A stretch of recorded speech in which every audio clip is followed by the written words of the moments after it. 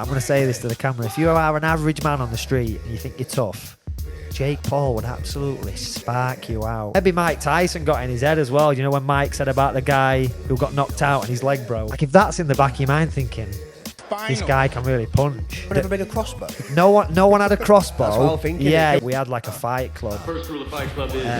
I like the way this is going. Yeah. Please talk, let them know it ain't a sweet walk. This gon' be the only joint made this year that'll knock till 2003.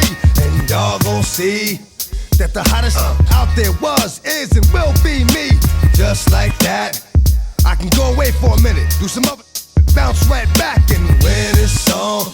I'm coming with some that'll spit from dusk to dawn. And when you gone, ain't no coming back in the morning.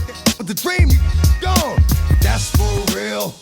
Creep up like a seal. It's been a long time coming. We've been saying we're going to get you on podcast for fucking months, but that one we're back in the old studio, so I'm glad we've waited and got you in a decent... Yeah, it's a nice setup. Even though Josh has fucked about and caused loads of mayhem in here, but before we get started, I just want to say I've not said... It's going to be a bit awkward now because I should have said this a long time ago. But it's a bit weird because we've trained together, we've been in each other's company, I've trained with you, we've sparred together, but when MMA first came about, you were the man who were doing it for me, like when me and my mates first started, so I just want to say that you're probably one of the reasons why I got into fighting, so respect for that, brother. No worries, I thought I could take a different turn then, did you? I know, I'm thinking he's going to fucking offend me here. He's gonna be like, I used to think you were right, come back in day. Now let's get the party started, mate. How are you feeling? Obviously, you're fighting in a couple of weeks. Yeah, 2 weeks on Saturday. Yeah, so you're no stranger to it, but it's coming thick and fast. How are you feeling compared to, like, obviously you fight in UFC? How are the nerves feeling knowing you're fighting bare knuckle compared to... Yeah, it's... You know what? It's kind of normal for me because I've had that many... Like, I've had a big break from fighting. I haven't fought for... I mean, I fought a couple of months ago, just boxing. That were kind of just to get back in the mix, but before that, I'd not fought for like 4 years. And the problem with me is it's not like getting nervous for fights and stuff. It's when I don't have a fight, my life goes to shit. Not to shit, but I've got no goal, you know. There's nothing to aim for. So when I wake up in the morning, there's no reason to go about my business. Like when I was fighting every day, I'd wake up and I knew that 3 months, even 6 months, that there's this goal, there's a fight. So I've got an aim. So it's been nice. It's actually been nice to have this goal. You know, I'm training regular. I feel fitter, healthier. I'm eating better. So I just feel what I would consider normal. Yeah. Whereas before I had these fights booked, you know, every day were sometimes it's a chore to just get out of bed. Yeah. Do you have a fear there? It's like a common thing when we get these fighters on who discuss that. Do you have a fear of when you have got to call it a day of where you're going to put that structure and that discipline, and where do you put that? Do you put it into business? Do you put it into family? What do you do? Yeah, so I did actually call it a day at one point. I thought, I can't remember what year it was now. Maybe 2017. 2017. There you go. It's been on Wikipedia.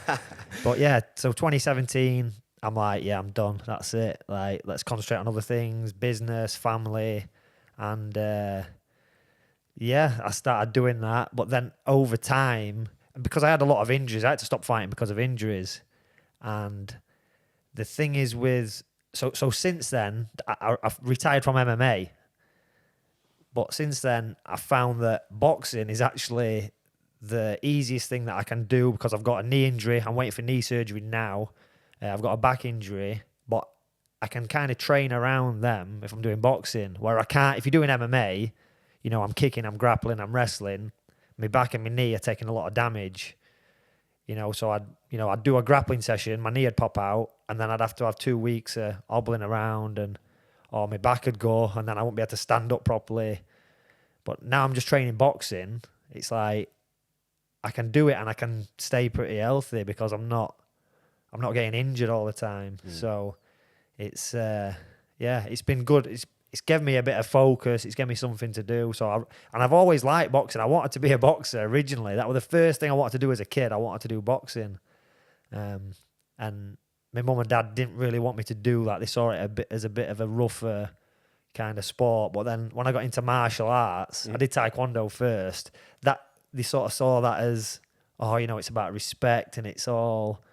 So that was my back door into eventually now I'm It's just a gateway into some savage fighting. Exactly, yeah. So I went from taekwondo to kickboxing, you know, and then ended up doing MMA, grappling, jiu-jitsu, bare knuckle. I had stick fights when we were younger.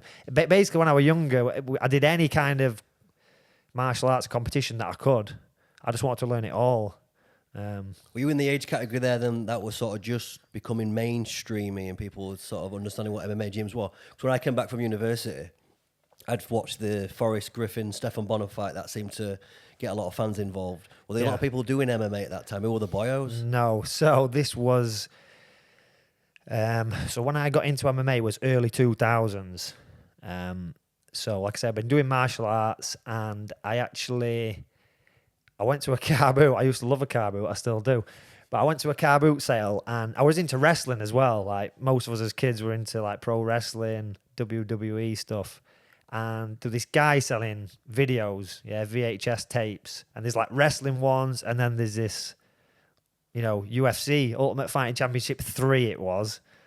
So I pick it out, I'm looking at it, it says there's no rules, you know, and I'm looking, it's bare knuckle, and I'm like, this is mad. Like, is this real? I'm thinking this must be like WWE just rebranded, you know, they're going to be fake fights. So I remember getting it home, putting it in, watching it like, wow, this is real. And at that point, I felt like I was watching something illegal, like that this should not, you know, it shouldn't exist. Yeah. I'm like, this can't be real. You know, what the UFC, that particular UFC was 1995 or 96, the tape that I watched. So it was, you know, 4 years earlier. And it's actually the one, if you know anything about the UFC, obviously Royce Gracie won number 1. He won number 2 because it was a tournament. But number 3, he didn't actually win it. It was like some fucking ninja guy who was like a last-minute replacement, went in final, hit someone with like a fucking tiger claw. And he won. He was called Steve Jenham. I think he was like a police officer who did ninjutsu. So that's what I'd watched. Royce Gracie had won his fight against Chemo. Can you remember Chemo? He used to walk to the ring with a cross, with a giant crucifix on his back. Nah, yeah. It was just another crazy character back in the day. He walked to the ring with this full-size crucifix on his back. Be fucked. Yeah. There was a funny meme, you know, when who were it Wilder who walked to the ring in a big costume, and he blamed that, and then someone put a picture of Chemo next to him, like, hold my beer, you know what I mean? And Chemo's just got a full-size crucifix on his back. Yeah. It used to be like Wild West, didn't it, UFC? I'm sure I remember one guy just walked out with one boxing glove on. Yeah. So that was UFC 1. Art Jimmerson. He fought in one boxing glove. But there's a lot of like. You know, when you read into the history of how all these fights happened and how they basically made the tournament so that Royce would look good. And in the one I watched, he fought Chemo, and Chemo hurt him. Chemo were a taekwondo guy, and he ended up, you know, Royce beat him, but he hurt Royce that much that he had to pull out of the tournament, and then they put this alternate in the final, and he won it. Was it Royce Gracie who got him in the crucifix? We're just smashing him with elbows. He had a gi on a lot. Yeah, I don't think that was him. I can't actually. I'll have to put this. Where Big Red needs laptop just to pull it up. I'm sure that was Gary Goodridge. Was it? I'm sure that was Gary Goodridge, and he had a black gi on. Yeah, and he ended up in a crucifix. Yeah, there's a lot of mad history when you look into the history of that. So Gary Goodridge was actually an arm wrestler. He's just like a big dude. He was an arm wrestler. You know, I think he was like a naturally tough guy. And when the UFC were recruiting for people, what they wanted is like a taekwondo guy, a karate guy. And do you know what Kuksul 1 is? No. So it's a Korean martial art. I think it's, you know, similar to taekwondo, but they involve lots of other different aspects in there. So apparently, this Kuksul 1 gym said to Gary Goodridge, we'll give you like a black belt, a gi, we'll give you like your 4th dan if you'll represent us in this UFC. Because I think their gym had been approached by the UFC because, you know, what they wanted is traditional martial artists that are going to get beat up by this grappler, this Brazilian guy. Just to show that BJJ were the best. Exactly, right. Yeah. What they didn't do is put loads of wrestlers in there and people who could maybe handle themselves on the ground. What, you know, apart from Ken Shamrock, but they put mainly strikers in there who had no grappling experience. And Brazilian Jiu-Jitsu, I still believe it's one of the best martial arts, but it was a showcase really for the Gracies. That's what it was. So they'd approached this gym. So they made Gary Goodridge. They knew he was like a local tough guy. So they just gave him a black belt, put a gi on him, and he represented their gym in the UFC. And I think he did pretty well. Yeah. But yeah, that's like the backstory for that is he'd never trained at all in this martial art, but he like represented them just because they wanted. I get the feeling tough. Like you obviously you love the sport as well. You're a true martial artist. You study it. Are you properly immersed in that life? Yeah, I mean, I love like all the history of it, and I love history just in general. Anyway, like I'm big on history and stuff. But when I was younger, like now I've not fell out with it now. But if I miss watching a UFC now, I'm not really bothered. Yeah. But back then, it's like I wanted to see every fight. I wanted to know everybody's backstory. I was so engrossed in it back then. Do you feel the athletes have got a little bit, even though it's positive for them, they're a little bit too developed, they're too all-rounded, versus getting to test someone who's got this skill set versus this skill set? Yeah, so for me now, MMA is sanitized. It's too sanitized. What I fell in love with when I fell in love with MMA is the style versus style, no rules fights. That's like that got the adrenaline pumping. Do you know what I mean? So watching that, but now I watch fights, and I'm watching a sport. And listen, it's great. It's one of the best sports in the world. It's well organized. Athletes are well paid. It's brilliant. But that is not what I fell in love with, and that's why I like bare knuckle. Because when I first started watching, the modern bare knuckle. I'm like, it gave me that same vibe as when I was watching the original UFC. I'm like, this is good, this is new, this is a bit more raw. You've got guys who are, they're not necessarily boxers. They're just coming in almost not untrained, but they're just like tough guys who are fighting. You maybe get a tough guy who'll fight an actual boxer and beat him. Yeah. And everyone's got a boxing style, but there's different styles within that. And so it's very similar to the early UFC. You'll never get that early UFC brutality. Yeah, and that like style versus style again, because everybody knows now, because someone could say, in the UFC, I'm a striker. Well, it's like, yeah, you're a striker, but like McGregor, for instance, people say, yeah, I want my kid to be like McGregor. And it's like, yeah, well, McGregor's a black belt in jiu-jitsu and he can wrestle as well. He's not really just a striker. Yeah. He's really good at everything, but he just likes to try and knock people out. So I think that style versus style era is now gone. Like, we'll never return to that. But I think in these bare knuckle fights, you get a little bit of a taste of what it used to be like. And then maybe in 10 years, there'll be a bare knuckle style that'll develop and everyone will kind of, it'll start to change and level out a little bit, where you'll have an almost a different style of fighting. It's happened with all sports though, that now I feel like football, rugby league, rugby union, they've turned it into a sport rather than people smashing each other, so it's not as entertaining to watch. But yeah, I think bare knuckle is the one where they actually really have got a puncher's chance.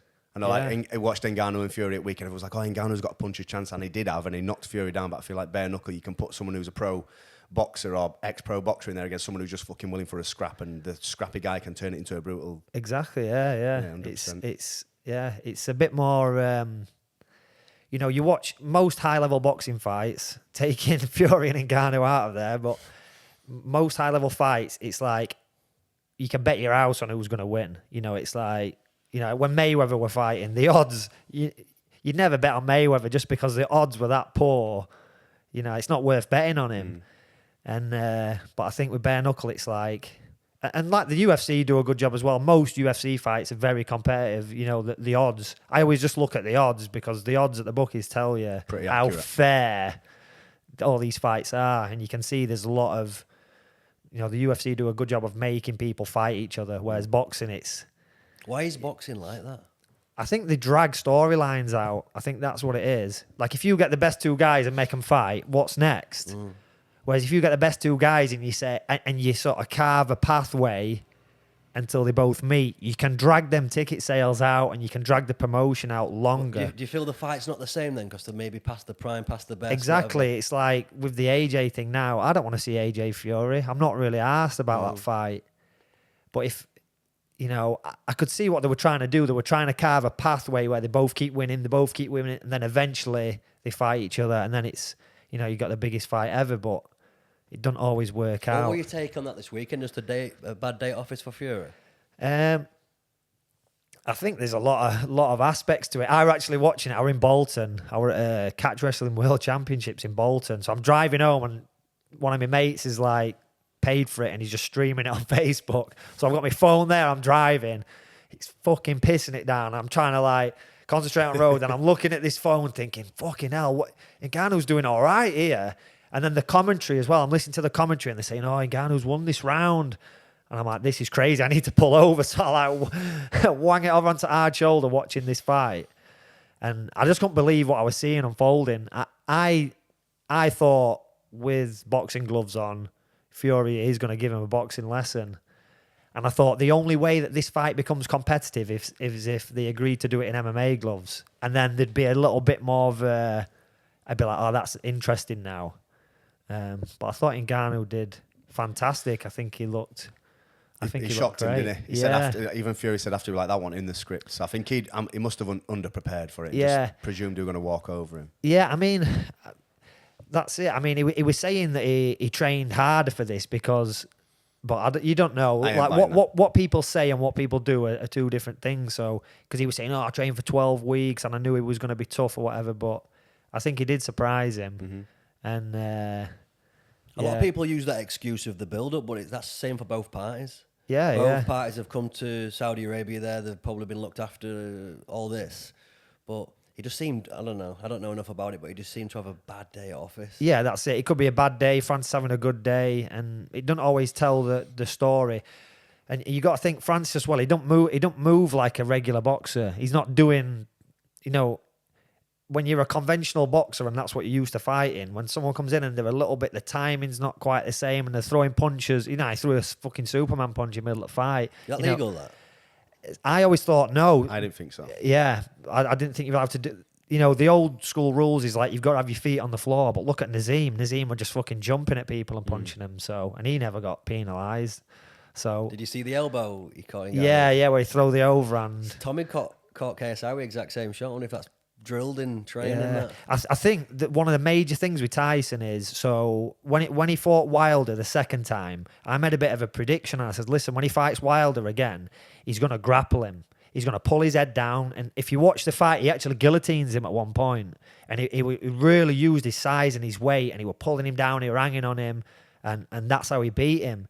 Now, he tried to do that to Ngannou, but obviously Ngannou, as a wrestler, as a grappler, you know, it's just natural reactions. That stuff doesn't work. So I think Tyson is very skilled at that clinch game against conventional boxers. But obviously when you try and do it to someone who that is the bread and butter, I think he struggled and he thought, shit, you know, me thing that I rely on to kind of get me through is out the window now.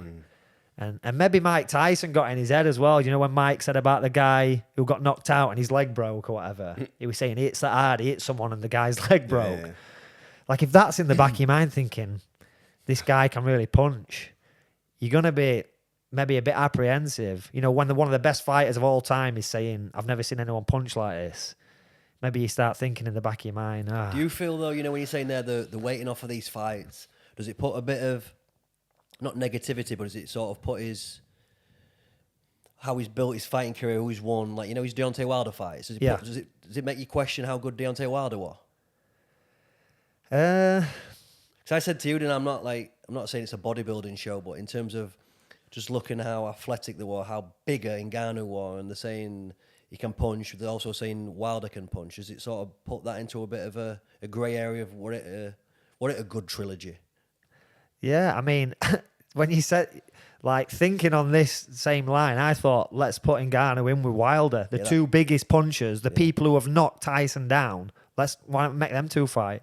That'd be crazy, wouldn't it? Off the back of this. I think that as a storyline, you got to think professional fighting is about storylines. It's not about he's really good, make him fight. You know, it's about the story, you know, how everything pieces together. So I think that'd actually be good to get Wilder and Ngannou to fight. I saw a post of of them two, like obviously someone's edited it and thrown them together, and I'm like, yeah, that'd be a fucking. You'd pay, Yeah. you'd pay to watch that one. Yeah, I Definitely, mean, if I'm a promoter, that's the fight I'm going for. Yeah, I think it will happen. Yeah, it might definitely. The Usyk and Fury fight just does not interest me to watch that as a fight fan. After this, after the fight that's just happened, I would say the same. You know, that don't interest me now. Now, if Tyson had gone in there and absolutely boxed Ngannou's head off, dropped him or whatever, then I would say, right, let's get that Usyk fight on now. You know, that would then, it'd be a nice way to bounce into that fight. You know, What's Usyk thinking when he's sat in stands It's there? fucking like that, mate. No. I mean, when he's been dropped in third round and he's clearly come there that he gets the ring after the promote the next fight and we're on to the next promotion. yeah. But like it kind of put a sour end to the end of the I fight. tried to get him in ring, but it didn't work for me when they got Yeah, in there. yeah, that's it. It didn't work. So again, it's all about storylines. The storyline, they have an ideal storyline in their head that they want to play out, but it didn't play out that way. So now it's like, right. So for me, the next fight has to be a rematch with Francis. It has to be.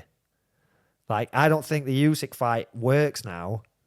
You know, I know that they were signed to fight. They've just announced today that they're going to do it in February. Yeah. So I agree with you. I want to see that again. Yeah. Yeah. See that again. Let's- see if he has let- trained full camp. Yeah, for it and all let's. that. And I think if he fights Francis again, I think he will beat him because he's a smart guy, he's Tyson. And I think, when he fought Wilder, he kind of goes back, works on things, right, this is what we need to do to beat this guy. And he'll do that. And I think he'll probably beat him in the rematch. Do you think it's easier to go into a fight once you've already fought somebody else? Once you've already fought them? Yeah, so when you've already fought someone, you've kind of...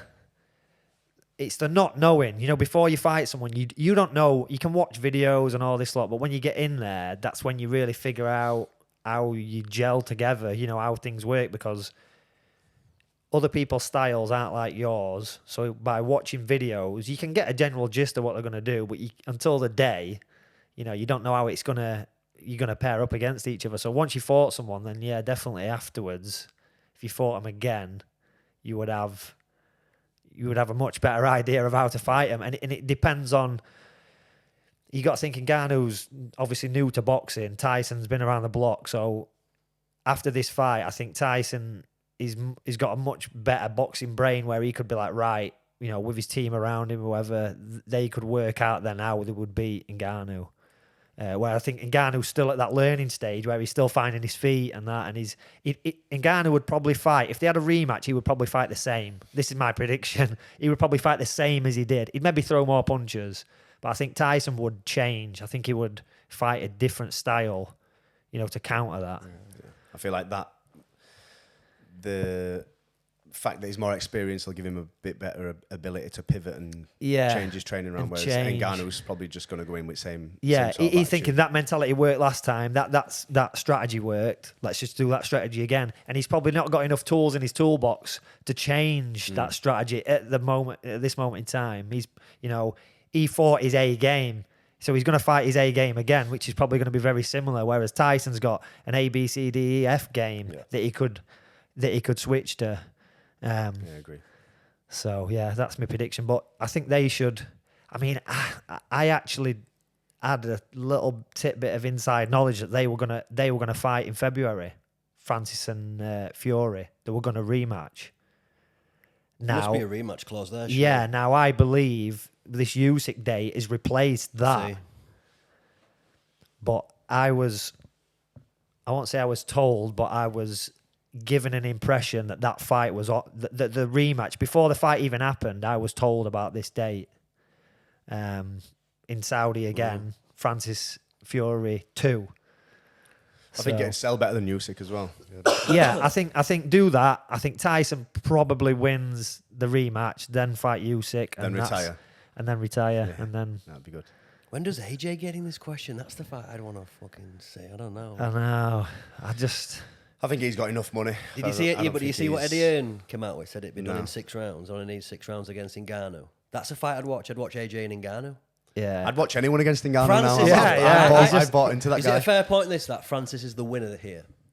Oh yes, got out of yes. his- got out of his Listen, UFC it doesn't contract, matter about signed PFL. doesn't matter about the result of the fight. The result of the fight does not matter one bit. We could all argue who won. You know, You know, Tyson got dropped, but, you know, he was winning the rounds. He threw more punches, whatever. You can argue that all day, but like you say, the only winner is Ngannou. Like, his image, his profile, everything now is just skyrocketed.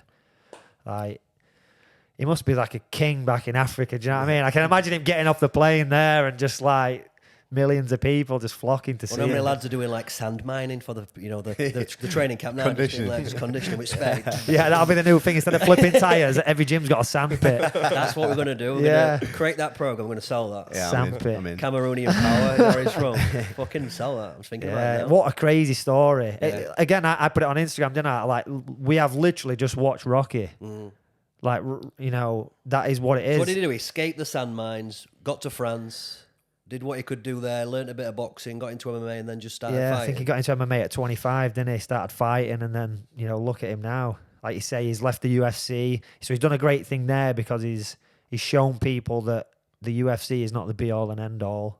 You know, that's the aim. And a lot of my fighters is that, you know, that's the aim. I want to get to the UFC. Those three letters, it just... You know, when you say someone's a UFC veteran or whatever, it just looks good, innit? But, I mean, I fought in the UFC, but, like, I've been to events better than the UFC, and I've thought, fuck, I'd rather fight on this. KSW is one of them. I don't know if you've ever seen KSW in Poland. Polish promotion. Yeah, probably that's probably the best event I've ever seen. Is that just like everything about it, just like the fans, the like the entrances for the fighters, just everything about the show is just amazing. And so I try and say to my fighters, listen, like, aim for that. You know, it's almost more achievable than the UFC. The UFC are very picky who they choose, and then you know, the money's not great. You can't have your own sponsors a lot of the time. Whereas you've got like PFL now doing really well. Obviously, Ngannou's gone to PFL.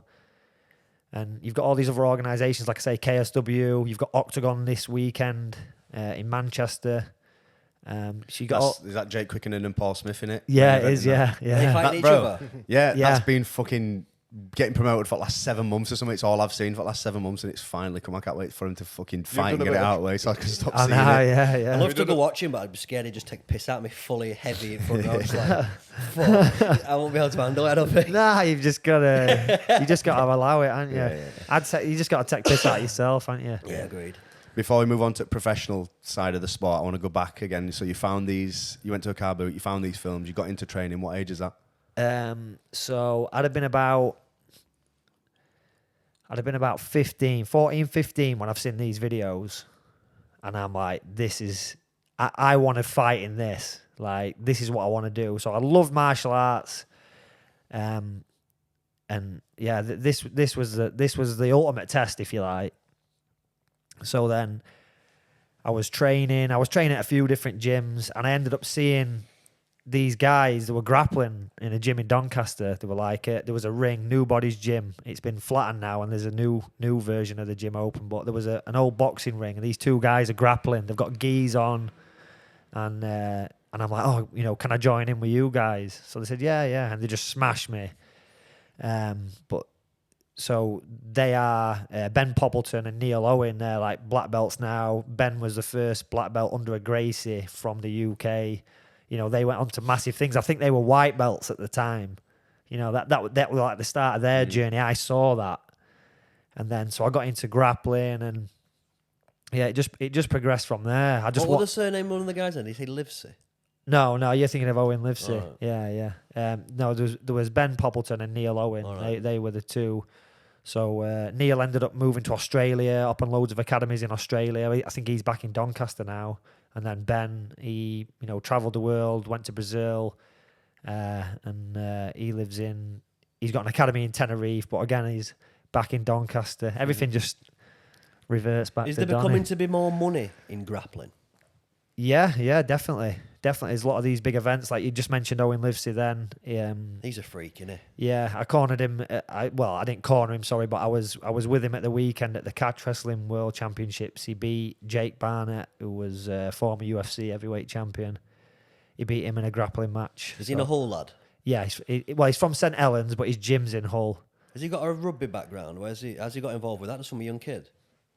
So he was in judo. He was doing judo, and after he got a gold medal in the Commonwealth Games, and then after devoting his life to judo, I think he sort of fell out of love with it, and he ended up being like an S&C / wrestling coach for rugby teams.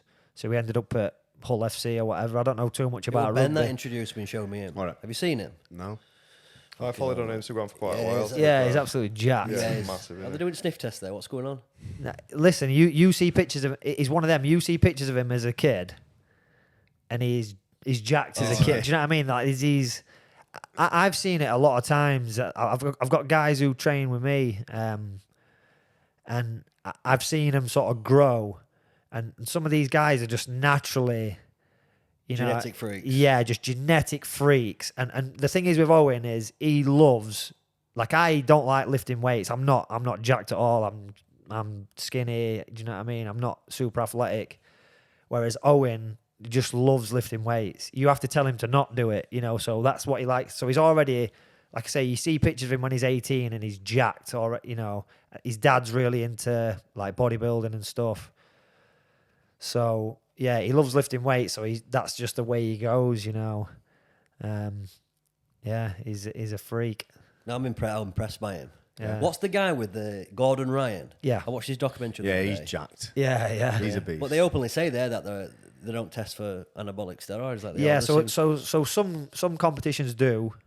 A lot of people have been caught out Have they? recently. Yeah, so I think the more money is coming into the sport, once you get money involved, then you're going to get cheating, because the more money on the line, the more you're going to be like, I could get an advantage this way. So that's how, before, when grappling was just like an amateur sport, there's no money. You're not going to get as many people cheating, or you're going to get people cheating just because they want to win, not because they're winning money. But now there's money involved. Now there's more motivation to get on gear and to get like one step ahead of everyone. So, but yeah, there's money pouring into it now. What did you say they do with Dagestanis? Well, this is what I've been told. I don't know if it's true or not.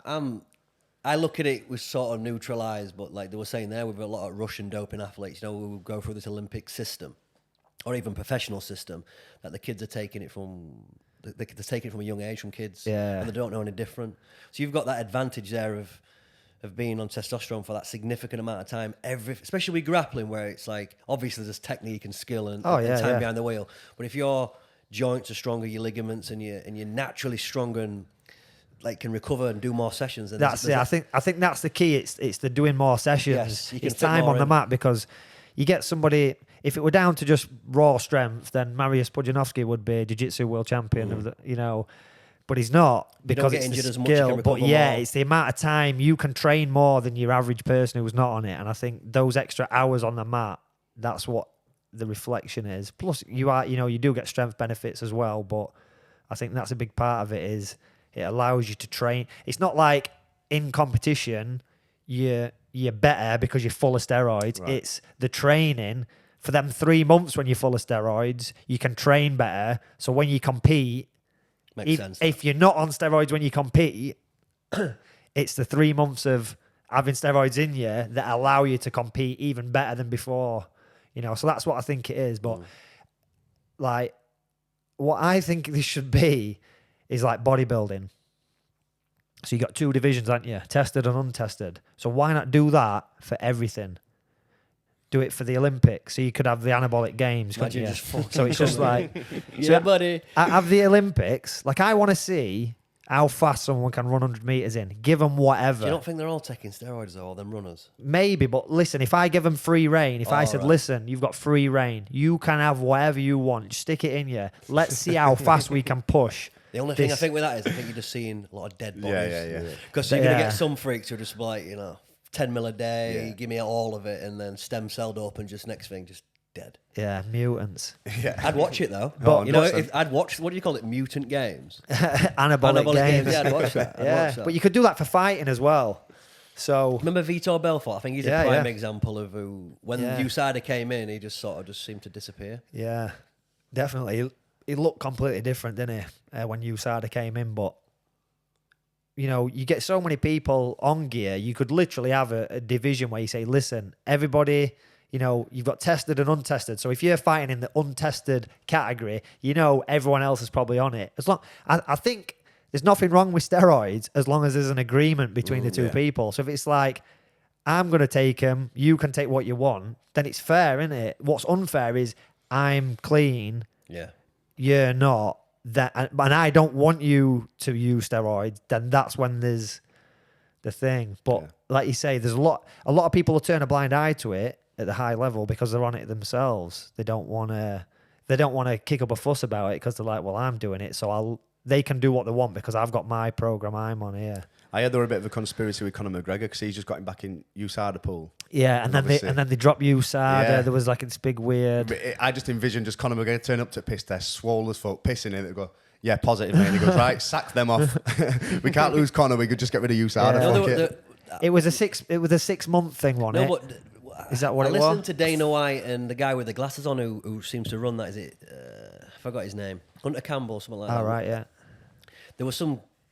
He's been one of the most tested athletes, so is McGregor. Yeah. I'm just guessing now, though. Again, guessing that just by looking at him visually, he's got access to most things. And why not though? Like in off season, if you're not competing, and he's come back off. You boys know more about like big injuries like that than me. But he shattered his foot, didn't he? Whatever he did with his foot there. You want to see him back in good health. And if there's medicine and stuff and treatments to, you know, bring that on, why not? Yeah, I mean, there's always new stuff coming out. So do you know what BPC 157 is? I've just ordered some off Amazon. Exactly, yeah. So that's on the USADA ban list now. Is it? Yeah. So why don't they want their athletes recovering? So it's anything that gives you like a competitive edge. Yeah, and that's part of it. So, which is it's sad, really. But all that's going to happen now is so you've got BPC 157. That's whatever peptide. So right now. So like you say, you can buy that on Amazon. You know, it's one of them things. It's freely available. So lots of people were using it. I actually never used it. I wanted to really get into it, because I've got that many injuries, knee injuries and stuff. I was just going to inject it straight into my knee and see if it grew some new ligaments or something. Stem cell seems to. They've been researching that. Yeah. So there's all that kind of stuff. But there's people.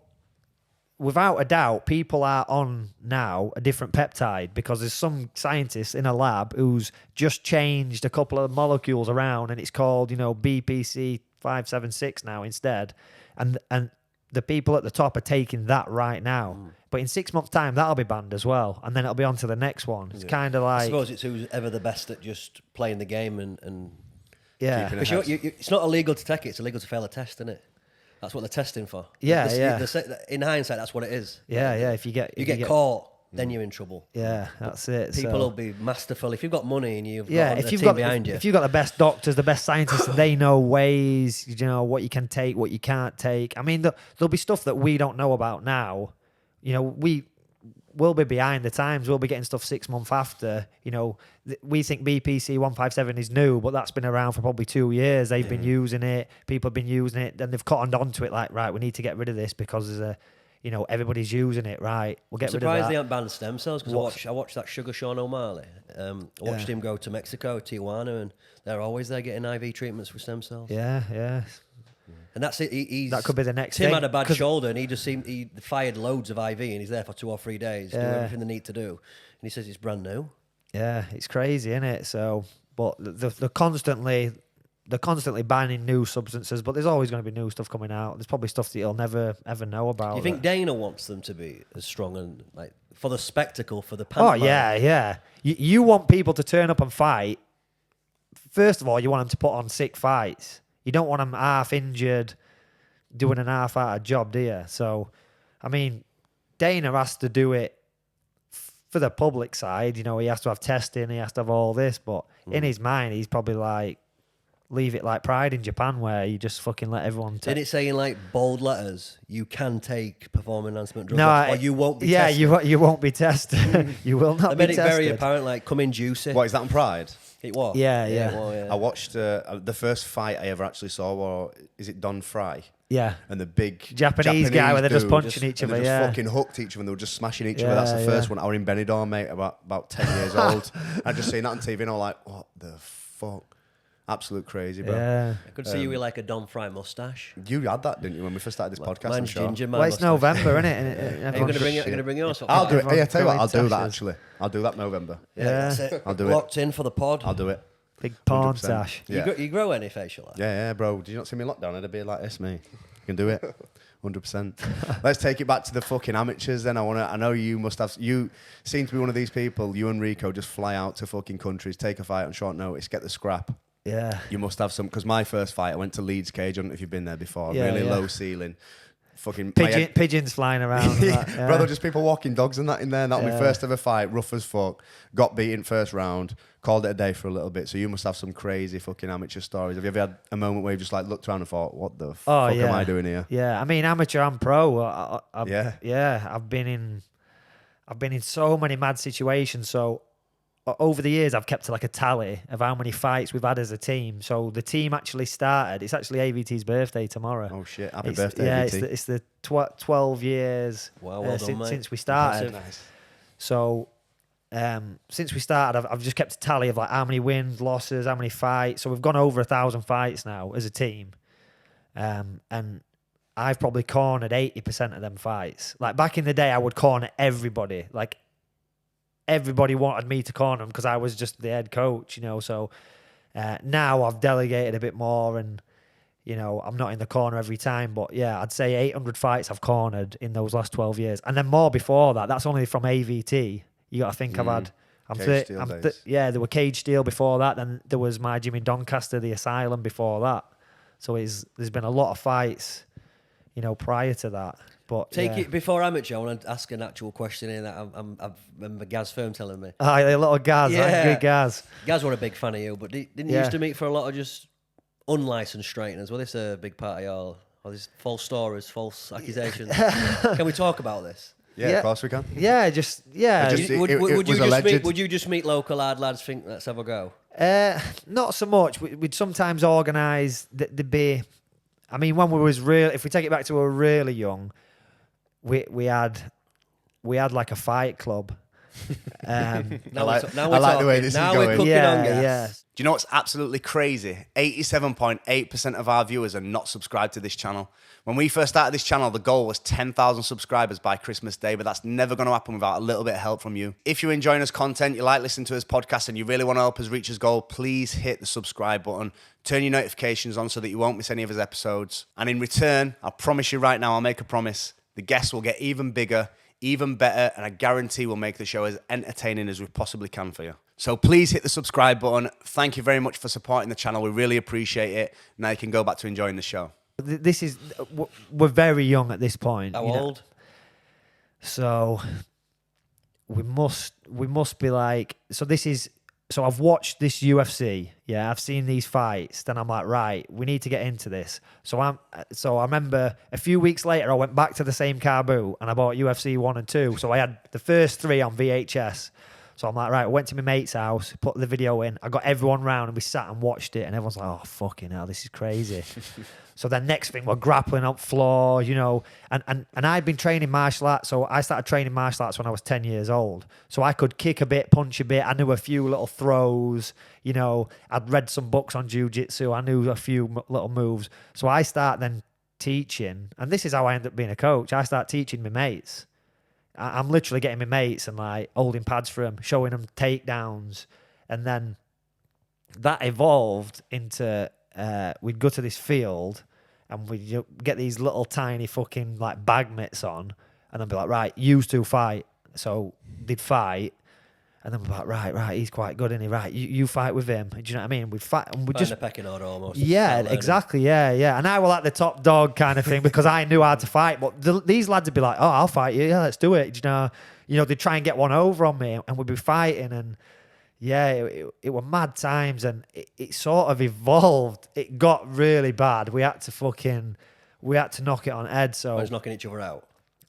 yeah, so like a few times people are getting like the nose was absolutely splattered, you know, just blood just pissing everywhere. We had this one guy, well, we're all friends, you know what I mean? But this friend of mine, Tom, he had this weird style. He was like a monkey. We're like, because most of them were untrained, you know. And this lad Tommy, he got in there and he's like moving around, his arms are waving all over, and Head kick. and he's just so unorthodox. He's just gone whack, and he's just hit this other guy and just exploded his nose all over his face. There's blood everywhere, and obviously we've got to go home to our parents at that stage. You know what I mean? So he's gone home, like his nose is smashed all over his face, and then parents start talking to each other like, "What are these lads doing?" And And you were obviously orchestrating it. yeah, I was kind of, but it evolved past that. It got. So obviously I'm training at this stage. This is just like a little side thing we're doing. We're just having this little fight club.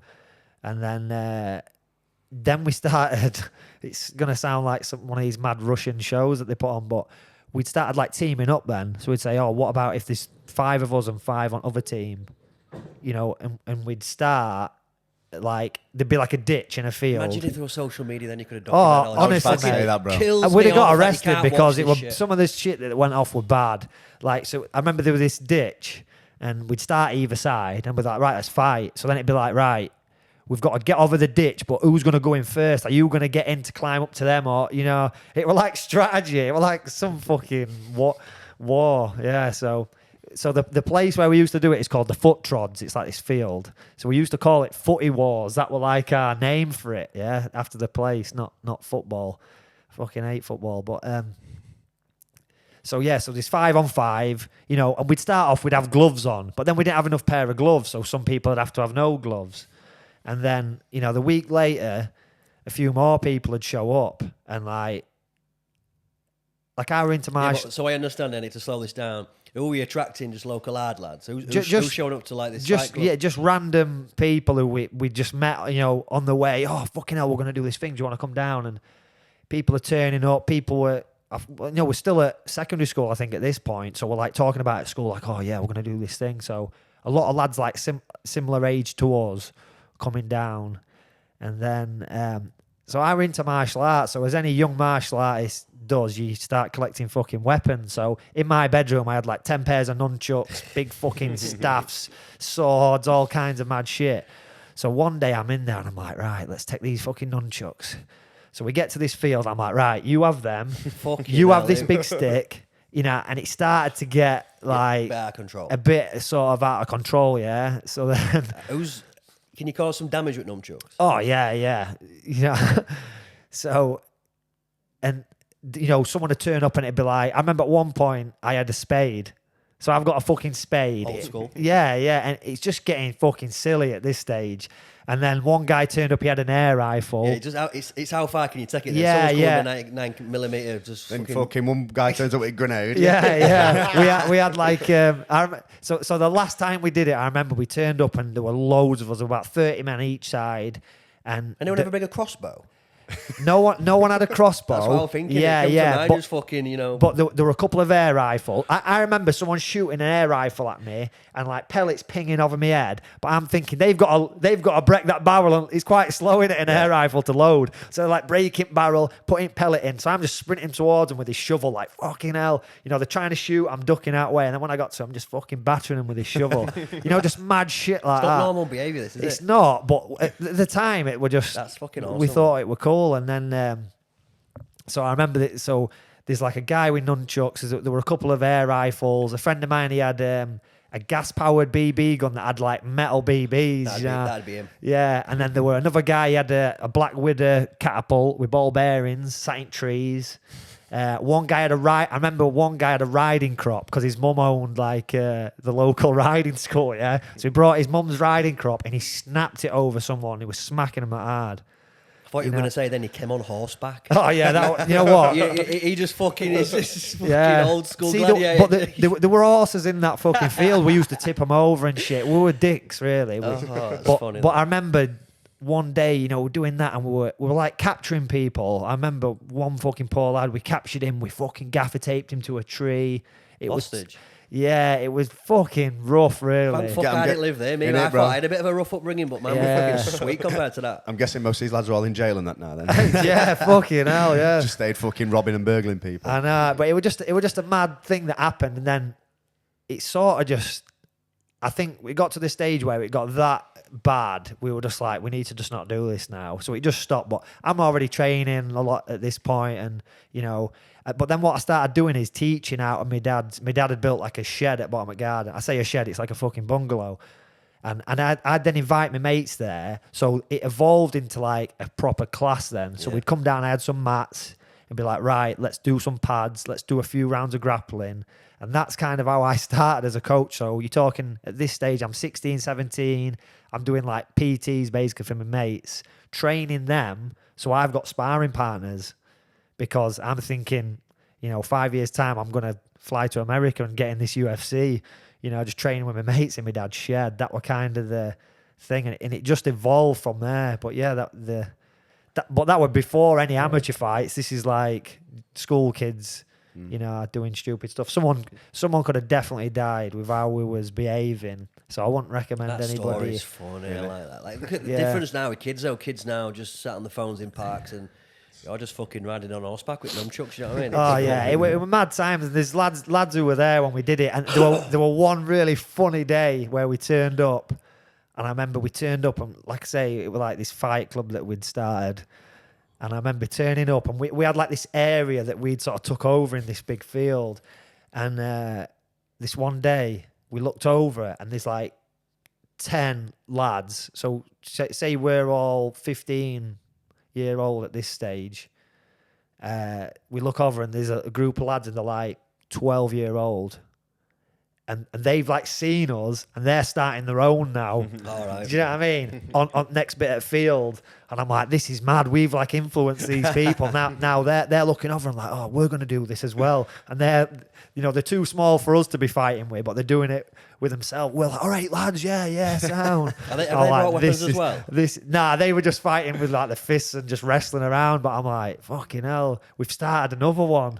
That's a full cult, that, isn't it? Yeah. And then years later, when I actually watched the film Fight Club, I'm like, man, this is... I've seen someone on Facebook or YouTube at the minute where they fight in these backyard brawls, though, in sort of like behind corrugated fencing. Yeah, that's been going on for a while, yeah. What's legality? They just signed a waiver.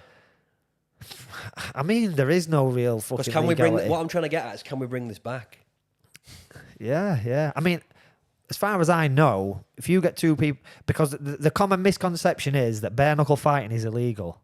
That's like the misconception that people have. Bare knuckle fighting, you're not allowed to do that. And it's like, well, if you get two people to agree to fight each other, it's fine. As long as it's not till death. Peace, as long as it's not till death or till someone gets maimed. Like if we agree to fight and it's in this, we agree to fight now in this room, then it's fair game, really. As long as there's you can say stop at any point. Yeah. It's when it goes past that. If I'm punching you at face and you're like stop, and then it carries on, then that's me assaulting you. But if we agree to fight and there's an agreement where at any point we can stop, like a gentleman's code almost. Yeah, then I don't think there's any sort of anything illegal about that. I think you could do it. You can't do it in like a public place. You can't just go outside there and do it. But in a private setting, I think you can do it. It was fucking sparring, mate. Bare knuckle sparring, what you on about? Yeah. Well, some spars I've watched when you boys all go do it, they're just basically fights. Some of these I've watched when I go watch hard spars. It's just I've seen some of the best fights I've seen in them gyms. Yeah, you do see that. I've been involved, like you say, traveling to all these different shows. I've seen that, but I've seen just stuff in the gyms as well, traveling around, like people getting knocked out and just mad fights breaking out in gyms and stuff. People coming. I've had people challenge me in the gym before. Just mad. I watched that because I watched your podcast back with Josh. Yeah. So just mad things. And who came in and challenged you there?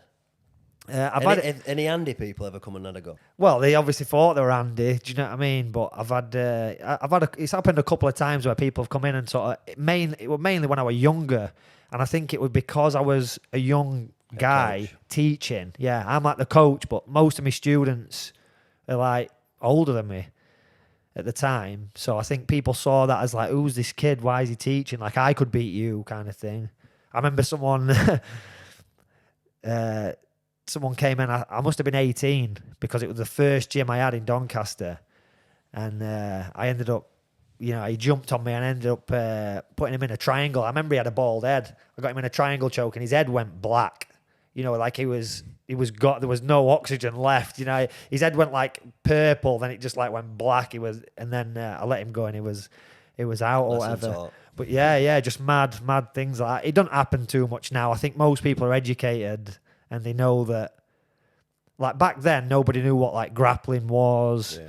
MMA was it weren't even a thing really. So when you took me for the first time, that's Yeah. when my lesson had been a rugby lad. Didn't understand any of this, and that was my sort It's a of bit humbling, baptism. isn't it? Especially when you were Full probably baptism forced by down. fire. Yeah. It's like, what the fuck? How's this kid beating me? You've got a good story, haven't you, about fucking judging people by the cover when you were out on a night out? Yeah, I was on a night out, and there was this lad who were in a smoking, we were in smoking area, and he's there talking, I know this self-defense, I know that.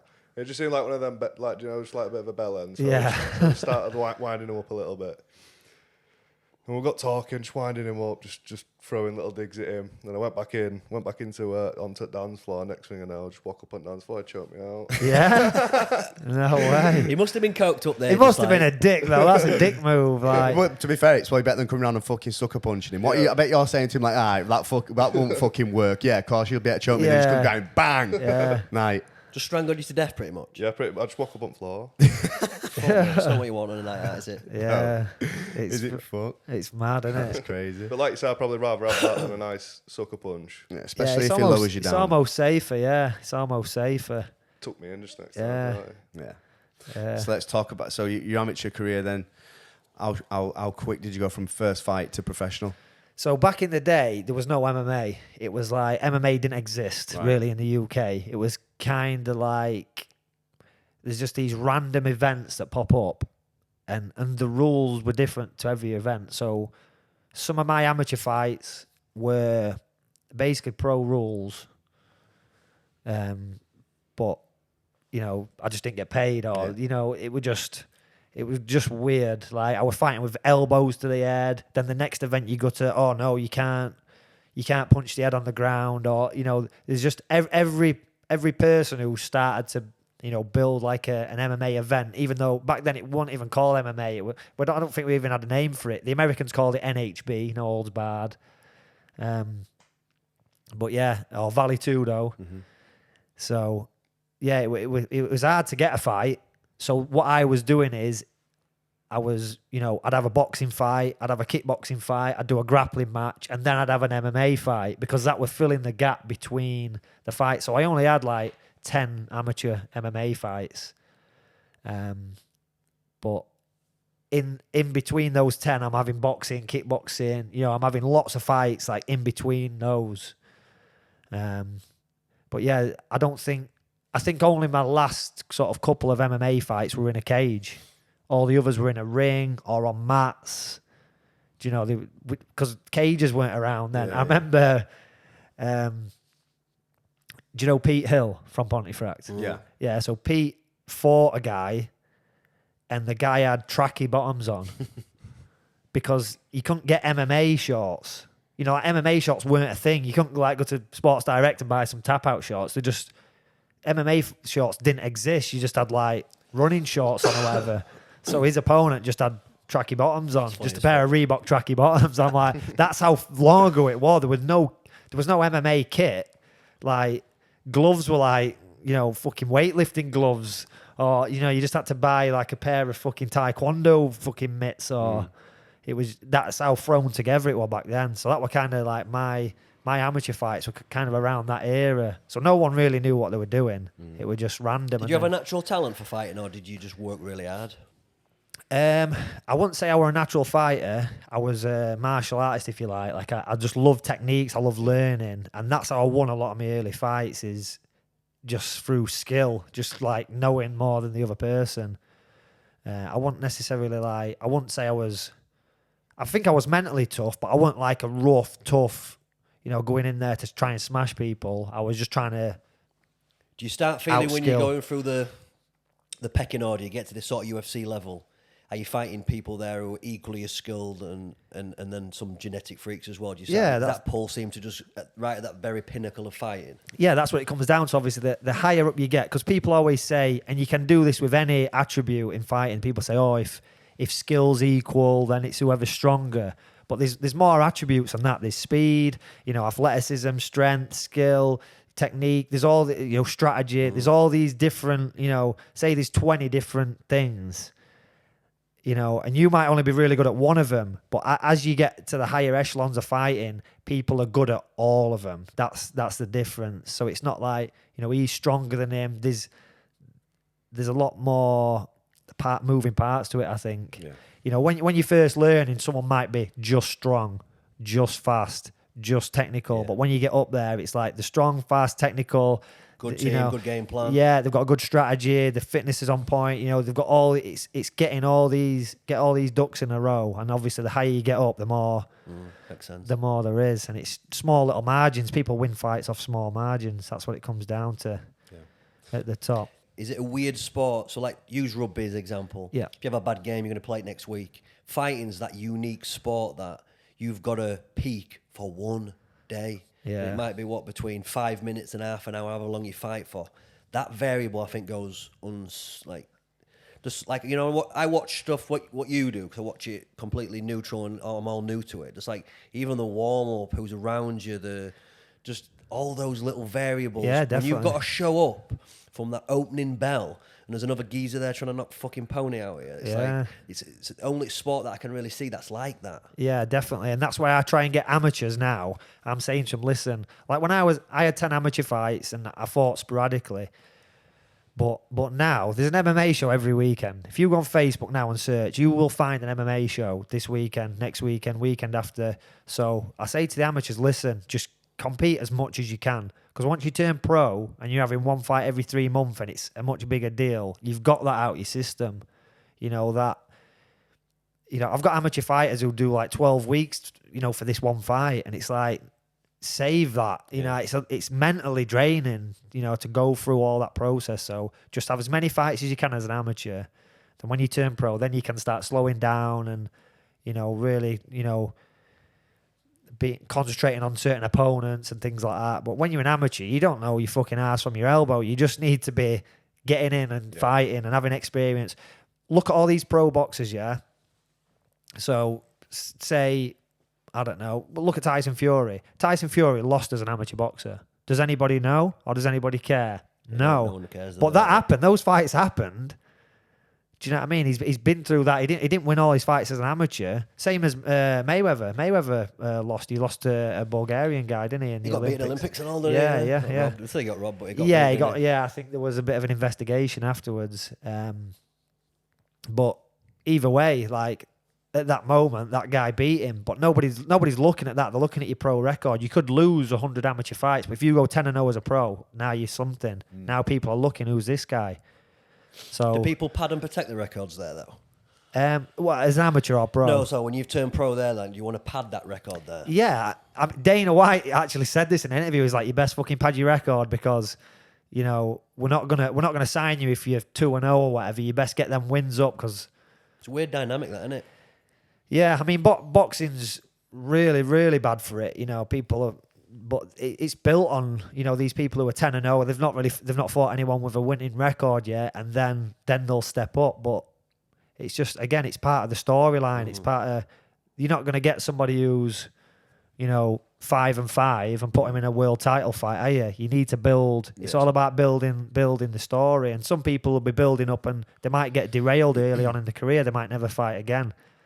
But some people will go on, maybe win 10, 15 fights in a row. Then people start noticing them. So, yeah, you've got... The thing is with me, like, I've been a fighter, or I am a fighter, should I say. I'm a coach. I've been a promoter, a manager. Like, I've been in all these roles. So I feel like I've got a good understanding of, like, what would the promoter do in this scenario? What is he thinking? What is a manager thinking? Do you know what I mean? So I've got quite a good... point of view, really. If you just think as a as a fan, because I'm a fan as well. So if you look as a fan, it's like, why aren't all these people fighting each other? Why is Tommy Fury not fighting anybody who's ranked in top 20? As a fighter, I'm like, if I'm Tommy Fury, I just fight. It sounds bad. It's going to sound bad, but you want to fight. You want the easiest path to the most money, don't you? Yeah. That's it. As a professional fighter, you want the easiest route. Do you think the public forget that at the root of it, they're a prize fighter, they're there to make money? Yeah, I mean, what the public want is blood. As bad as it sounds, the public want to see And most people watch fights to see somebody get knocked out, which is failure, yeah? They want to see, so they want to see somebody fail, not somebody win as such. It's a negative. People don't want to see someone win and think, oh, look how he's a winner. Yeah, they want to look and say, he got knocked out. Look, can you remember when so-and-so got sparked out? It's like, that's what people focus on. That's what they want to see. And as bad as it is, Do you think that feeds into the public's fallout of this Tyson Fury thing? The expectation that he's going to walk in there, he's fighting someone who's never competed, he should knock him out, and because he didn't, he's deemed as a failure. Yeah, definitely. I feel that's a good... Yeah. From what you've just said then, that's an accurate read on how people have portrayed that Fury thing, because they've probably thought there, he should win, he should stop him, he hasn't, therefore he's failed, and now he's sort of like... Yeah. Public enemy number one. Yeah, that's it's it. weird how people change. It makes sense that the public are looking for... Yeah, they're looking for failure. Like, as a fighter... you put yourself in Tyson Fury's shoes. He's literally fighting an unknown. What he's done is a massive favour, really. He's done a massive favour for Ngannou. He's done a massive favour for MMA because he's put in MMA. Think of all the MMA fans that have crossed over to watch boxing. So he's done a massive favour for that. He didn't have to fight him, but he's looked and he's thought, well, I can benefit out of this. And he's still an assassin. That's what people forget. He's still been knocking people out for a long time. As far as It's same with anyone, innit? AJ loses. Oh, he's shit. He's always been shit. Well, he won an Olympic gold medal. Like, he's probably not shit. He's probably decent. Do you know what I mean? Like the average person who just watches fights. Oh, he's shit. Him. Like. And I know that as a coach and as a fighter, so I just ignore it. You've just got to, if you get bogged down in that mentality, like, oh, why do these people think so-and-so shit when he's good, or it'll just drag you down. I think the more people actually train, though, I think the more they realise how tough it actually is. Yeah. Because it is tough. But yeah, your average person, they just want to see somebody get sparked out. But I'm going to be totally honest. I'm the same. When I watch most fights, I'm like, I'm watching it because I want to see fucking. You want to see someone lose. You know what's crazy as well. I know for a fact that probably some people that have come and watch me fight, some people that come and watch Slim fight, I know deep down some of them are probably wanting to to see me get knocked out. And it's weird because you think your friends won't think like that, but sometimes they do. I bet you they do just want to see you get fucking stopped or something happen to you. That's weird. It's very weird. Yeah, definitely. And as bad as it sounds, those people are paying to watch. Yeah. You're like, all these daft fight. Oh, fucking hell! Why are these people fighting? KSI's fighting all this, but people are paying to watch it. And for me, as like a lot of you boxing purists maybe don't like influencer boxing or whatever. The reason I like it. And I had this conversation when Aaron Chalmers came to MMA and, started blowing up in MMA, is that it's all about asses on seats and eyes on the screen. So if people are watching or people are paying ticket money, all that money goes into a pot and that money trickles down to everybody in the sport. So if if I've got a fighter who's good, he's working his way up, and he gets on the undercard of a Aaron Chalmers fight or whatever, he's going to get paid well. That's good for him. He's going to people are going to see more of him because he's on the undercard of an influencer or whoever. So I know people say, oh, it's ruining fighting or whatever, but it exists, and you ain't going to get rid of it because people want it. Anything where people want to pay to see it is going to be out there. You're not going to suppress it. If people want to pay to see something, it's like... Do you think it's because these boys can sell themselves and they've got a bit of personality as well? Well, they've already done the work. This is another argument I have with people, because this is the common argument, yeah? So you've got Aaron Chalmers, say, for example, when he came into MMA, people are saying, he's on Bellator. And people are saying, fucking hell, we've worked for years, we've been grinding. Why aren't we there? So first of all, that's a bad argument, because you should always concentrate on yourself, what you can control. You keep grinding and you'll get where you want to go. As soon as you start blaming other people, why has he got this and I haven't? Then you're already done, I think. Your mindset's wrong. But the other thing is, he's already done the work. He's built himself up, but in a different area. So he's had to graft, or he's done whatever. Yeah. He's built his audience through a different channel. and then he's using that as leverage to come over into fighting or whatever. It could be anything. It could be any job, any discipline, any sport. Like, if you can leverage yourself, you've done that. You've done well.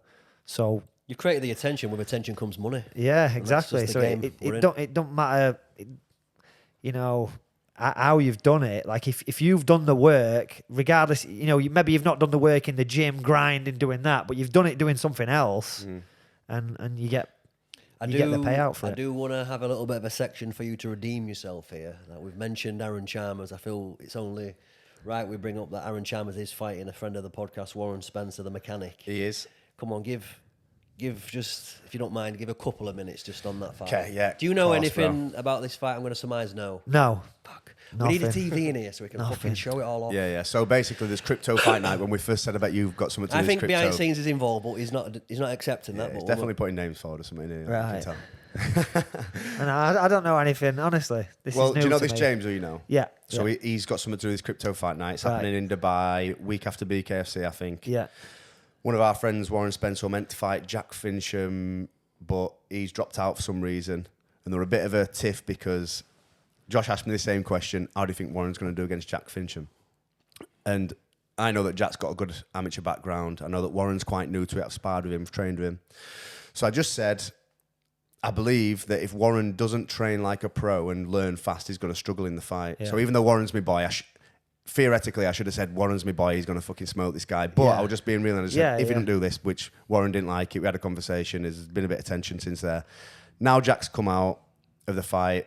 He's now fighting Aaron Chalmers, who I think he's got a good friendship with. We watched Aaron Chalmers. We actually went to that Kingpin show. And I rate him. I rate Aaron. he fought Keeper Crosby and he put up a good show, I thought. Yeah. Yeah, So he's yeah. always going to turn up on the day and put a good scrap in. Now, I've been watching Warren's stuff. He's been putting stuff on, and I can tell by the stuff that he's put on, he's improving and he is grafting. Don't get me wrong, he's still got an hard fight. He's my fucking boy, so I'm going to back him up 100%. I just wanted to give him that little opportunity Yeah. to redeem himself. And I hope he does fucking knock him out. Yeah, he 'cause will. it'd be good to see. A win for Warren there is, I think if he goes in and puts a good performance, everyone's happy. Yeah. I think that's what I'll do. Like, fights are fighting, anything can happen. Yeah, the thing is with a lot of these like influencers and stuff like that, and when you look at like Jake Paul, the thing Bro, about he's the GOAT, mate. he is, I you know like what I him. mean? Like my little boy Roman, he's 8 years old. He thinks Jake Paul is the greatest boxer of all Fucking time. is. It's mad how it works, isn't You know, it? I went in his bedroom months ago, and he's just, he was screaming. Rah! I went in, and he's just watching the Woodley knockout, and he's like, Jake Paul just knocked him out. And I'm like, oh my god, well, what am I going to do with this kid? That's I can't class. believe it. That but- like me. Yeah, That's where it's at, though, isn't it? but you got to think, Jake Paul. Firstly, he don't have to fight anyone. He could just sit on his ass and make money, you know. So fair play to him because he is getting in there. You know, you could say, oh, he's just fighting MMA fighters or whatever. Listen, these men can fight. Now he's got unlimited time because he makes that much money from his other ventures that he's got as much time as he wants. He's got unlimited money. He can train with the best. He can eat the best food. He can rest. He can do. He's got it there, you know, if he wants it, and he's doing it. So I think fair play to him. You know? I said this to you, didn't I? know because there's money there and there's attention and there's clout. They're picking an hard sport, aren't they? Exactly, to jump yeah. into the Exactly. Like, I you watched don't have to do I it. watched that football one, and I don't like football, but that sold out Tottenham Hotspur Stadium. Million people watching stream. It must generate a ton of money. There's easier sports to do, but boxing, you can't fuck around with that. It's, No, like he could have gone on there and just got sparked out by, I don't know, Anderson Silva sparks him out or whatever. That could happen potentially. I know a lot of people tuned in because they wanted to see that happen, but he didn't. You know, I think he's doing well. You know, I it makes think me fair laugh play to him. when people, like, even people who don't train, who I know, like, oh, fucking, I'd smash him. I'm like, Nah, you Bro. won't. Your average. that's just delusional. Delusional. Listen, Yeah. if you're an average, I'm going to say this to the camera. If you are an average man on the street and you think you're tough, Jake Paul would absolutely spark you out. He would leave you. He would fold you like a fucking cheap suit. Like Pencil, yeah. he would. You'd be fucking penciled. There'd be nothing, right? Because look how he's training every day. He's got good coaches. He's super athletic. You know, he wrestled in college or whatever. Like, for me, Jake Paul could be good. He's one of them people at school where they could play any sport and they'd be good. You know, you could just push him into a sport and You know, like these scouts where they just recruit people, you know, for fucking mad sports that no one else wants to do, like fucking bobsleigh or something. Come here. He'd come in and smash it. Yeah, he'd be one of them. He'd turn up to the fucking bobsleigh and he'd be fucking the best. Yeah, people think because you're on Disney, he's a fucking gimp, mate. But I'm telling you now, if he were in this room and wanted to kick off, he'd be an handful. Oh, he's yeah. He's a dude. big lump. He's athletic. He can probably wrestle a bit. You know, he's training with good people. Like, he's improving all the time. Yeah. I think he played the villain, and people lean into that. And it's easy to say, I'd knock him out or do this. It's a different animal. I'm not saying he's like the best boxer in the world, but he's a lot better than your average man on the street. We've had this discussion many times that if you had unlimited money and got round good coaches, 3 years, you can do a lot of damage in any craft. Yeah. All you have to be is disciplined. I say to you, I don't know if you've read the book Malcolm Gladwell, Outliers. No. 10,000 hours. Like you can master most skills in 10,000 hours. I've heard that before, If you can condense that time frame in any pursuit, whether it be business, whatever you're putting your energy into. And you've got it bang on there that he's got all this money, he's got the time, he's built a facility in Puerto Rico, I believe, like wherever he lives. Yeah. And that's him. He'll be doing that every day. Yeah. And most of these... And he's going to catch up. Your average person who works a job, you know, you've got professional fighters out there who work full time and they train, maybe get 4 or 5 sessions in a week and they're fighting or whatever and they're struggling. He's got the shortcut. All the nutrition, all the supplements, all the massage. And he's earned that because he's built a business outside of fighting, what pays him lots of money and gives him lots of spare time. And now he can, you know, use that now and he can jump in front. So, you know, your average pro, say he's done 200 hours, he's done 1,000 hours by the time you've done 200. So he's 5X in everything you do. So, you know. And he's operating momentum. This is the thing in sport as well people forget about. Like, he's serious momentum and traction. Yeah. It's hard to come off that then once you're just in it. Yeah. He's immersed. I think he'll be a tough fight for anybody, will Jake Paul now. Yeah. Speaking of tough fights, what would you say your toughest fight's been? Toughest fight. It's weird because fights are tough for different reasons. You can have like hard grinding fights. I mean, the hardest one was probably, so I had 2 fights in one night. I did a 4-man tournament as a pro when I think I'd made my pro debut and then I got offered to be in a 4-man tournament in the Northeast, Rayton Meadows Arena, show called Total Combat, which back in the day was like one of the best shows. Yeah, I remember that. Kind of went down the pan after a while, but it was a really good show and there'd been a dropout. So I was in a semi-final against the promoter's son. So that was my first fight was the promoter's son. So I'm obviously being brought in to get fucking beat up by the promoter's son. So I went there and I beat him. He'd never been beat before. I beat the kid and got to the final. So I went the distance in an MMA fight, pro MMA fight. So I'm like fucking laid backstage, fucked. You know, I gave everything to beat that guy. And then the other semi-final bracket goes out. I see him walk out. A minute later, they're fucking backstage. Quick stoppage. Stopped him in 30 seconds. So that guy's fresh. And I'm just fucked. I'm laid on floor, like lactic acid, just nothing left in my arms. I'm like, fuck. Like, what am I going to do? So I fought at 7 p.m. Now, they had fucking loads of fights on the show. So it gets to 1 a.m. Now it's time for me to fight. So I'm just laid there. I'm like exhausted. I'm tired because it's 1 o'clock in the morning.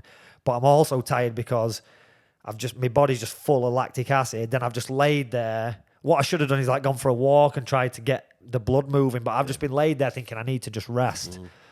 And I started warming up and I'm like, God, I'm fucked. Like I'm gassed and the fight hasn't even started yet. So I got into the fight and it was like a hard grinding fight just because I was so fucked. You know when you're in a dream and you're punching and there's just nothing. That's how it felt. And like I brought loads of people up to watch. I'm like, fucking hell. And I just threw like a lazy head kick. I just flicked my leg up. I was always a good left kicker. I'm like left-footed really. So I threw a left head kick and it just clonked the guy on head and just dropped him. But I didn't have enough gas in the tank. Like I'll dig the video out and I'm like punching him and there's just nothing. There's just nothing in the punches. Pillow hands. Yeah. But like I say, he just walked into this shin straight to his dome. So he's basically, and that sort of leveled us up, or it put me slightly above him because he's now half knocked out, but I just couldn't finish him. So I'm just like laying on him, I'm just literally doing this. I think if I just do this to the end of the fight, I'm going to win. So I just did that, and it were a grinding, horrible fight. I was absolutely exhausted. So both fights went the distance, and I got the win, and I was fucked after I went backstage, just collapsed. What was the prize for that? It were $1,000. I fought for £1,000, yeah. So shit, but yeah. I bet back then though you were fucking loving then, it like that. But exactly. Back then it was like MMA it's not like mainstream. That was like, for the UK, that was like the highest purse you're going to get for a fight. You know, I'd won 2 fights. I got $1,000. I'd beat the promoter. I remember the promoter handing the envelope over to me like, "Oh, you bastard," because I'd beat his son. Debated that. Yeah, and then I had a few fights up in the northeast. I had some good fights there, like in my early pro career. Just because that's where there was no MMA show in like Doncaster or near me. That was the nearest place. Go to the northeast. You ever come across him on that circuit, that northeast, Paul Venice? So no, but I know Paul.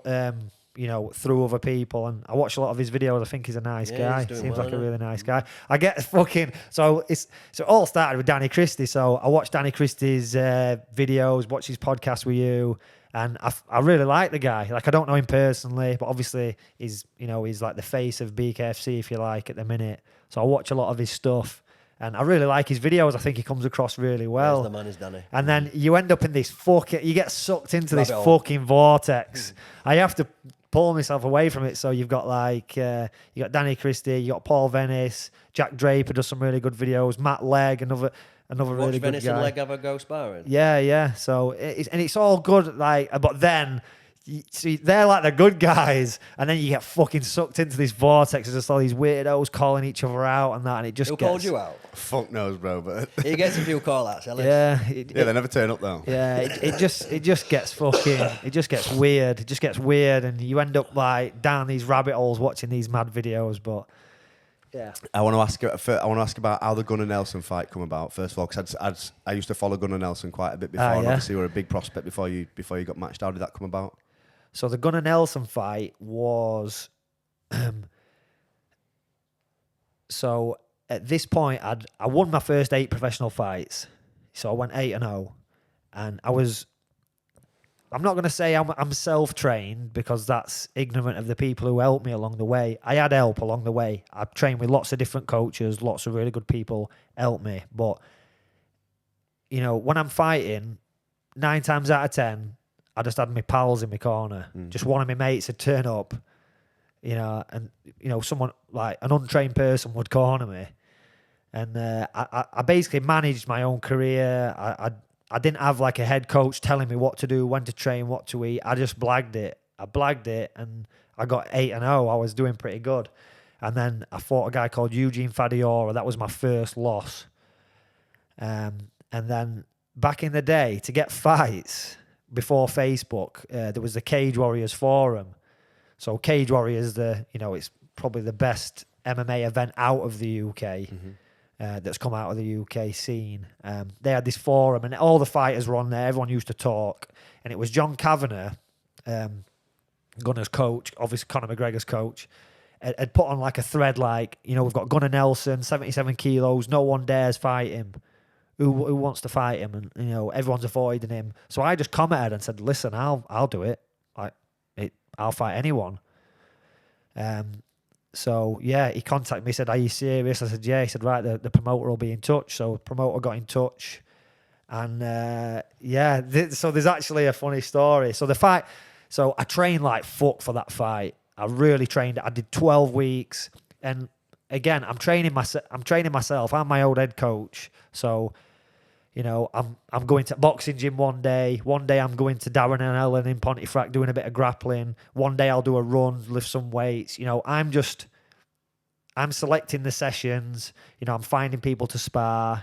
It's just kind of a thrown together mess. And I'm fighting, you know, Gunnar's probably top 10 still in the UFC right now, yeah? So I'm fighting one of the best in the world.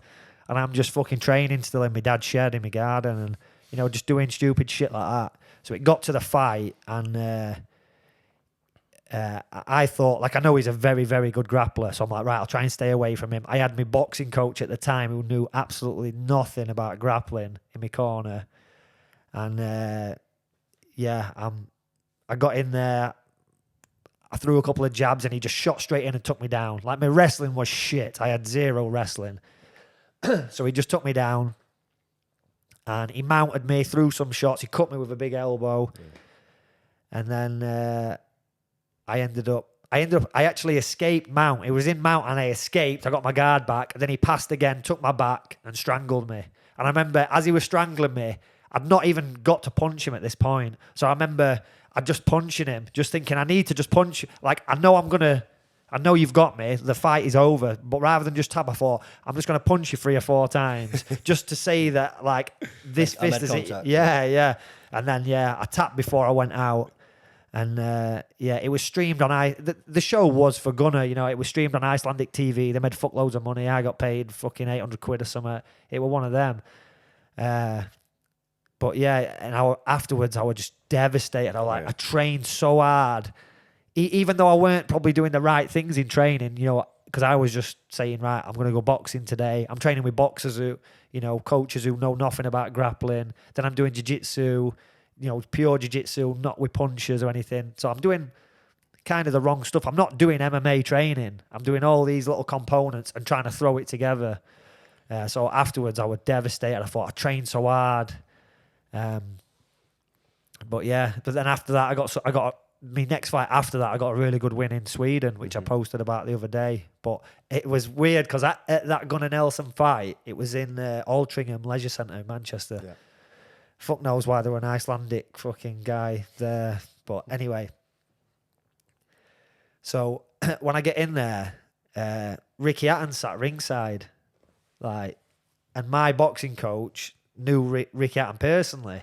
So he went over, all right, Ricky, how you doing, mate? And Ricky is absolutely fucking steaming at this point. Standard. He's fucked, yeah. And so he introduces me and he's like, he's cross-eyed, checking my hand. He's like, oh, he's main event. He's like, oh, yeah. So I'm like, oh, this is mad Ricky Hatton's here. And it was with a girl. And I won't mention her name, but then the fight happened or whatever. I lost the fight and, Ricky's there steaming and he disappears. And then the day after, Ricky's in all the newspapers. And that was the day. So that night that I fought Gunnar Nelson is the night when that bird filmed him sniffing a big line in an hotel room and just fucked his career. That was the night I fought Gunnar Nelson. He was there. So I feel like I'm part of that story kind of thing, Yeah, fucking crazy. Doing what? What did he do? Yeah, I remember seeing the video. Yeah, we're in an hotel room and he just did like a big fat fucking slug off a, Premier Inn fucking table or something. And she, the girl who was with filmed it and sold it to the Sun or whatever. And that was, he ended up going to rehab and doing all that shit. Probably needed it, to be fair. Probably a good thing. Yeah, he were in some state at the fight, so I can only imagine. He probably needed that to fucking straighten him out. That's Definitely. How pissed he was. Now, I don't know if you watch any Gunnar's fights, right? Obviously he's fought against people like Leon Edwards and stuff like that. Do you ever watch him and be like, I wish I'd have just fucking had a proper fight camp or fight team to... Because you've just gone there. I know you said you trained hard, you did 12 weeks and stuff, but you didn't really... Anybody who had a full team, the coach going, right, he's a fucking wrestler, he's a jiu-jitsu guy, let's just smash that. You've got good enough boxing. But do you think if you'd have had that around you at that age, you'd have been maybe up and about there now? But how I think is this... I'm a realist, me. I know what I can and can't do. And you're on about fighting people for the second time, having rematches. Now, I never really rematched anyone in my career. Out of, 106 fights, I've lost 18 fights. Yeah? Now, out of them 18, I've not rematched anyone, and I've never chased a rematch either. I think that shows a bit of... Sometimes... can show a bit of mental weakness that you need to get that win back. Do you know what I mean? When you're too eager to rematch someone, I need to show people that I can beat them. For me, I just fight for me. So everybody who I've lost to, I know in my head if I could really beat them or not. Do you understand what I mean? Yeah. So I can fight someone and say I lose, I can sit and be honest with myself and think, you know what, if I went against them again, It's a 50-50 this fight is what I would sometimes. do. Yeah. And some people I think, yeah, if we fight 10 times, you'll win 5, I'll win 5. Like I'm very honest with myself in that kind of. That's a good skill to have. That it's self-awareness. Yeah, that's it. And like I say, some people lose and they can't handle it. And I think they can't handle what other people think. Yeah. You know, but I'm comfortable with that. Like if I lose to someone again, in my head, I think right. And Gunner's probably one of the only people where I've thought that, and I've thought, nah, I think he's got my number. Whatever. I think he's that good at what he does, style-wise for me. I think he gets me. Yeah. Do you know what I mean? Good attribute to have that though, mate. Yeah. So you just got a bit. Too many people in fighting now are like, I'll fucking smash everyone. I'm the best at this. Now there can only be one best ever, and there's a few people who are going to be just below them trying to be the best.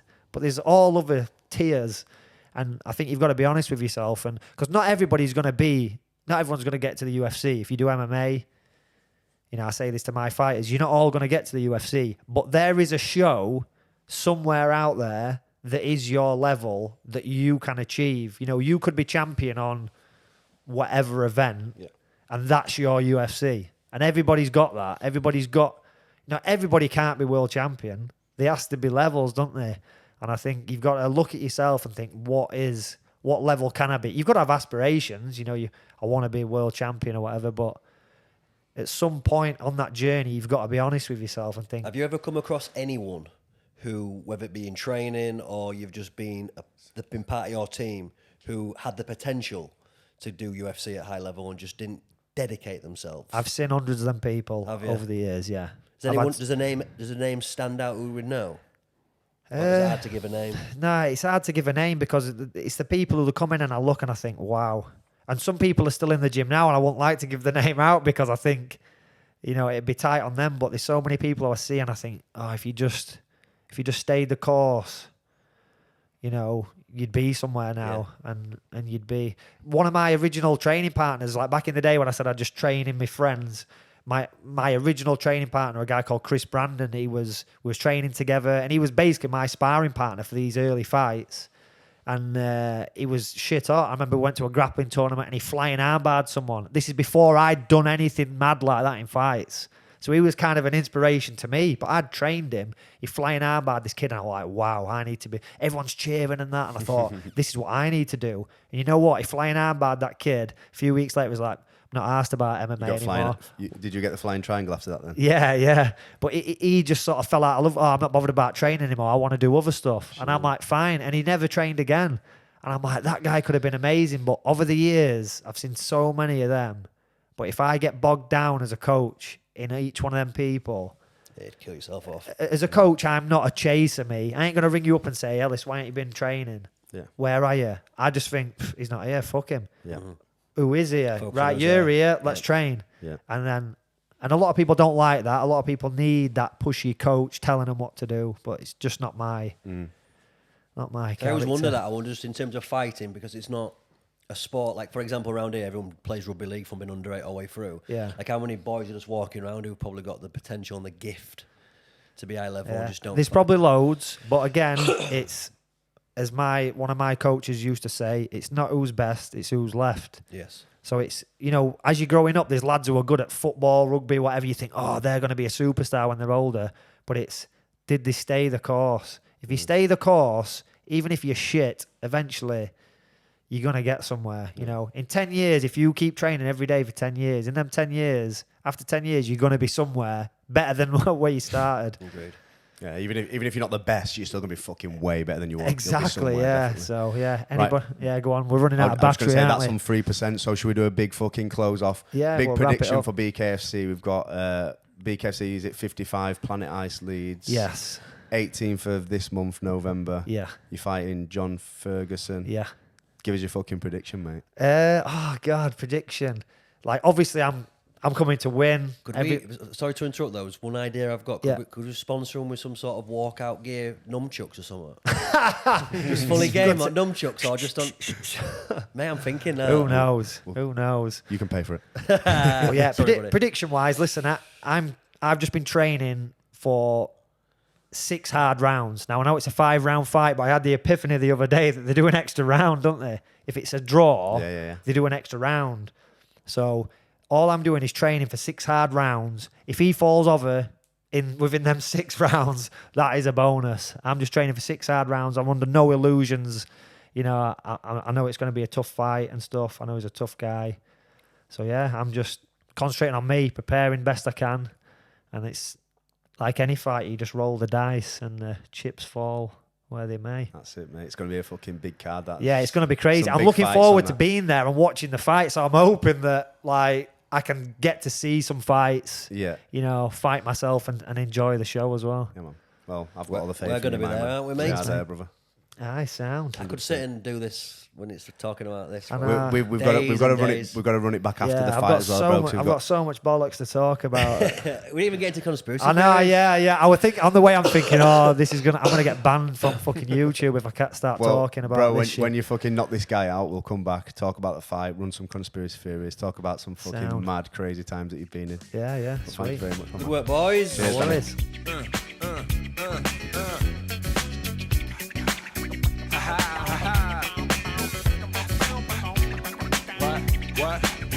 What?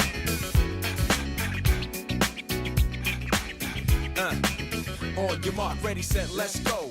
Dance floor pro. I know, you know, I go psycho when my new joint hit. Just can't sit, gotta get G.